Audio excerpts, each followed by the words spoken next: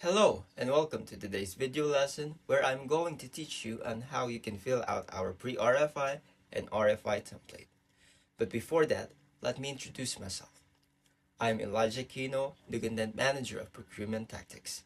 Together with Marine Overvest, the founder of Procurement Tactics, we have created a range of templates and video lessons designed to help procurement professionals excel in their respective areas of expertise. Now that you know me, I will introduce to you our templates for Pre-RFI and RFI. Our Pre-RFI template has 7 parts, including the point of contact, helping you to gather essential information about the supplier's operations before moving on to the formal RFI process. Furthermore, our RFI template, developed by our industry experts, facilitates seamless and transparent communication with your potential suppliers. Before I go further into explaining the templates, I will explain to you the overview of the total sourcing process. The sourcing process involves 7 important steps, and I'll break them down for you. First, you have to determine your sourcing strategy. Here, you must figure out how to find suppliers while following your company's rules. You analyze things carefully before making a decision. The next step is market research. Here, you search for suppliers that fit your needs. You look at their quality, reliability, and prices. You also think about managing any risk that might come up. Then, you move on to specifying your needs. In this step, you clearly describe what you want from the suppliers. This saves time and prevents any misunderstandings. After that, in the supplier selection phase, you review and choose the best suppliers.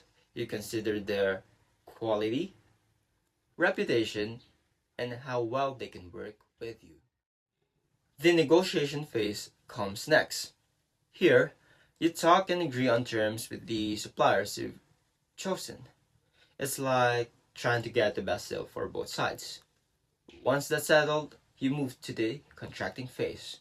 This phase is where you put all the agreed terms into an official contract. It makes things clear and organized. Finally, in the supplier relationship management phase, you work closely with the chosen suppliers. You communicate regularly, evaluate their performance, and find ways to improve together. This builds a strong partnership based on trust and shared goals. Each step plays a role in finding the right suppliers and working well with them. Now that you know the total sourcing process, let's delve into the pre-RFI stage. During the pre-RFI phase, you aim to collect information from possible suppliers. This information will help you identify the top suppliers before you send out the official RFI. Think of pre-RFI as a way to filter and refine your choices for the formal RFI process.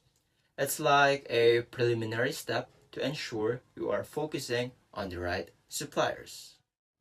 On the other hand, we have an RFI.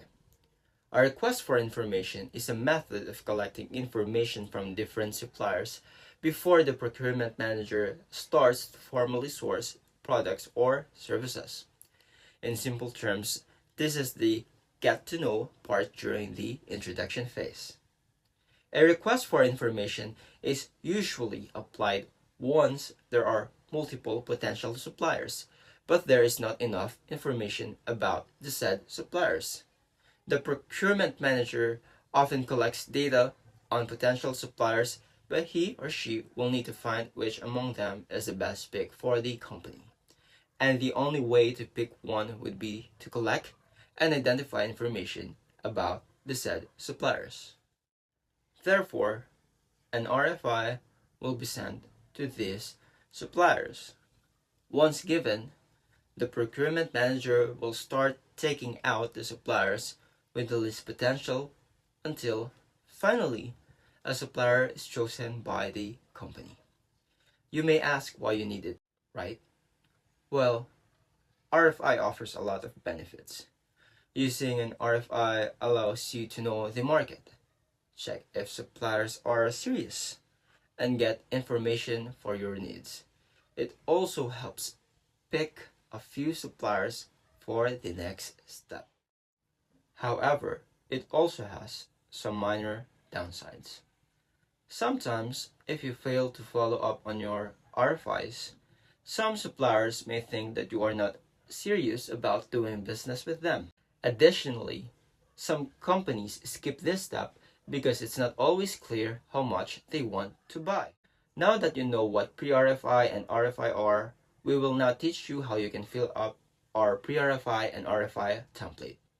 For the Pre-RFI, it is divided into 7 parts, namely supplier information, production, quality management system, logistics, sustainability, others, and the point of contact. The first part, called supplier information, helps gather important details about a company that provides things or services to another company. This part also asks about who owns the company, if they're part of a bigger group or have other businesses. This helps companies decide if the supplier is a good fit. For example, knowing who owns a company helps understand who's in charge. Figuring out if they're part of a bigger group shows how much support they might have. And finding out about other businesses they have helps see if they can handle their commitments. The second part, called production, delves into the process of creating products. In this part, you want to learn how they make their products. The questions in this part will help you understand their production process, which will help you know if they are suitable and aligned with your business requirements. The third part, called the quality management system, helps you understand if the company is careful and does things the right way to ensure good quality. This part looks at how the company has set up rules and practices to make sure everything they do meets high standards. It checks if they have a manual that explains these rules, if they check their work through audits, if they train their employees well, and if they have a clear way to buy materials, inspect products, and handle things properly. This part shows how serious the company is about making things well and making sure they're really good. It helps build trust and shows that the company wants to give the best quality possible. In the fourth part, called logistics, you check the capability of the suppliers in terms of logistics. A well-organized logistics system ensures timely delivery, reduces cost, minimizes delays, and enhances customer satisfaction. Understanding how the company manages logistics, its lead time, order processing tools, storage strategies, and international market presence helps assess its operational efficiency, competitive positioning, and growth potential.